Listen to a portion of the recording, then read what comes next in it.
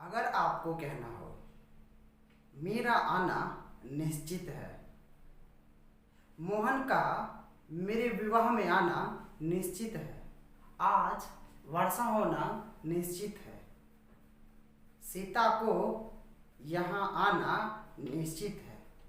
तो ऐसे बहुत सारे वाक्य आपको मिलेंगे जिसमें ऐसा महसूस होगा, ऐसा भाव प्रकट होगा, ऐसा लगेगा कि वह काम, कोई भी काम या किसी का आना श्योर 100% कि निश्चित है।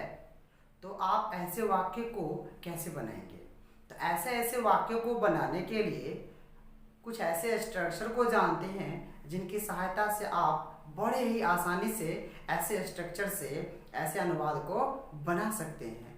तो देखते हैं वह स्ट्रक्चर को जिससे आप हजारों लाखों अनुवाद कर सकते हैं। सिर्फ एक स्ट्रक्चर को याद करके आप बहुत सारे हिंदी अनुवाद को अंग्रेजी में कर सकते हैं और आप बोल भी सकते हैं। अगर आप किसी शादी में गए और कल होकर आपको फिर आना है तो आपका मित्र आपसे कह सकता है कि तुम्हें कल आना निश्चित है, और वो भी जवाब में कहेगा हाँ बिल्कुल, कल तो मेरा आना एकदम निश्चित है, पक्का है। तो आप इस तरह से स्पोकन लैंग्वेज, स्पोकन इंग्लिश में भी अच्छा खासा अंग्रेजी बोल सकते हैं। तो देखते हैं दोस्तों ऐसे स्ट्रक्चर को।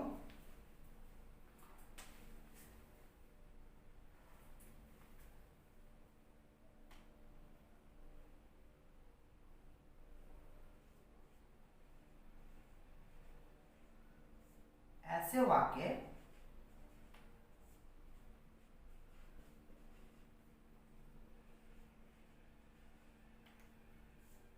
जिसके अंत में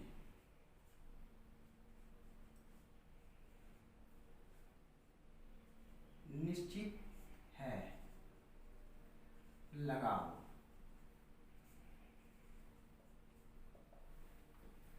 तो subject plus am is are plus sure to plus V1 plus ओ।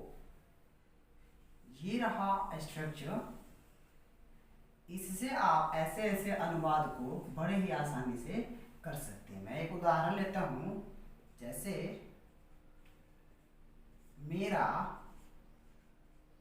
आना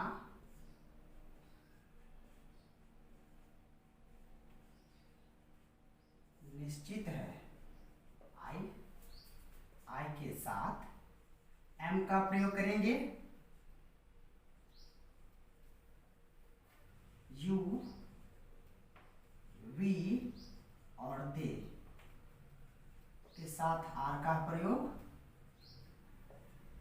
और ही, सी, इट के साथ इज का प्रयोग करेंगे। तो इसे याद रखेंगे, आई के साथ एम का प्रयोग, यूवी दे और यूवी दे के साथ आर का प्रयोग, ही, सी, इट और एक नाम के साथ इज का प्रयोग। मेरा आना निश्चित है तो मेरा के लिए आई का प्रयोग होगा।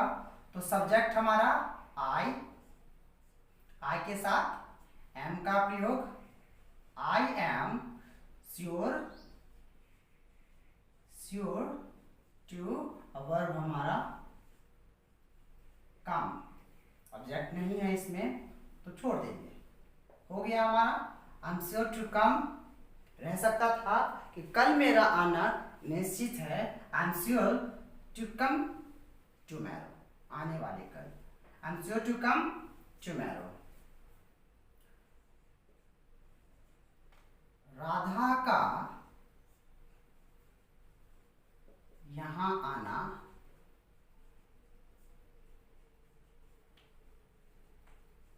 निश्चित है। तो राधा नाम है और नाम के साथ इसका प्रयोग करेंगे। तो Radha, Radha is sure, sure to come here. To come here. Radha is sure to come here. And Radha is sure to come here. इस तरह से आप आसानी से बना सकते हैं। और नेगेटिव को बनाने के लिए कुछ नहीं, am is are के बाद नॉट का प्रयोग करें। नॉट का प्रयोग करेंगे जैसे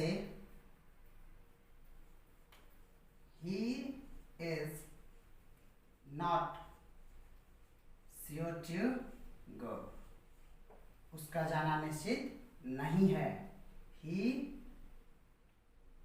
एम इज आर के बाद नॉट का प्रयोग कर देंगे, एम इज आर के बाद नॉट का प्रयोग कर देंगे। और इसी का इंटरोगेटिव सेंटेंस बनाना हो तो एम इज आर को सब्जेक्ट के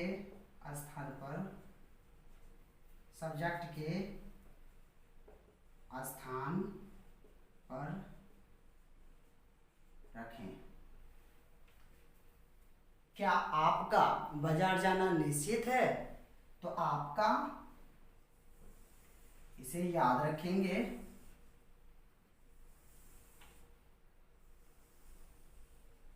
और क्वेश्चन मार्क देना नहीं भूलेंगे।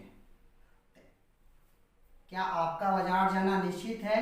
तो आपके लिए यू और यू के साथ आर का प्रयोग करते हैं। तो सबसे पहले आर यू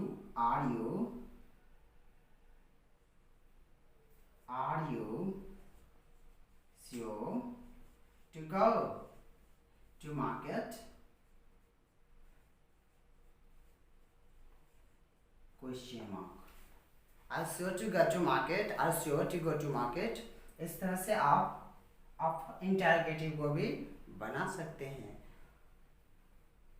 इस तरह से अगर आपको WH भी बनाना हो तो M इज आर के बाद, M इज आर के पहले WH वर्ड लगा दे और वो भी बन जाएगा। जैसे why